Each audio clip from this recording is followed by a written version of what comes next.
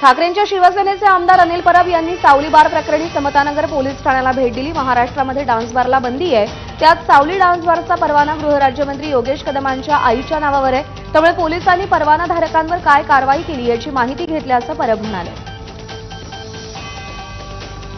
एका बाजूने dance bar चालू देणार नाही असे इंटरव्ह्यू द्यायचे आणि दुसऱ्या बाजूने डान्स बार स्वतःच्या आईच्या नावाने चालवायचा, त्याला समर्थन, त्याची पाठराखण या महाराष्ट्राचे उपमुख्यमंत्री एकनाथ शिंदे हे करतायत, ज्यांनी धर्मवीर पिक्चरमध्ये केवळ डान्स बार चालतात, महिलांना त्रास होतो, महिलांचा अवमान होतो म्हणून डान्स बार फोडल्याचं चित्रीकरण आणि दुसऱ्या बाजूने महिलांना डान्स बार मध्ये नाचवायचं आणि त्या डान्स बार मध्ये नाचवणाऱ्यांना एकनाथ शिंदेसारखे महाराष्ट्राचे उपमुख्यमंत्री अभय देत आहेत, संरक्षण देत आहेत, ही शर्मेची गोष्ट आहे।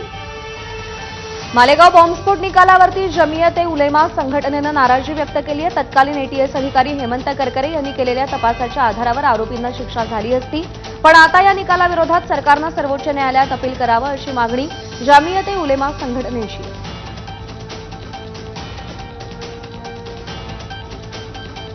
ईव्हीएममध्ये कोणतीही छेडछाड शक्य नसल्याचं निवडणूक आयोगानं स्पष्ट केलंय। मुख्य निवडणूक अधिकाऱ्यांच्या सूचनेनंतर आयोगाकडून महाराष्ट्रात तपासणी करण्यात आली होती।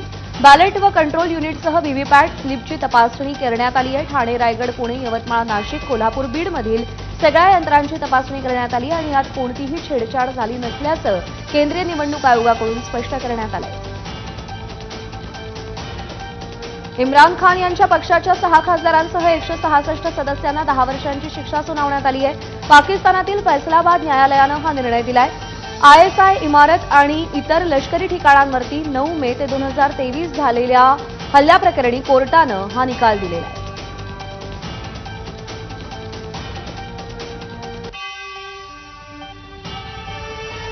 बातम्यांचा वेगवान आढावा घेतल्यानंतर बुलेटिनमध्ये एक छोटासा ब्रेक पाहत रहा एबीपी माझा।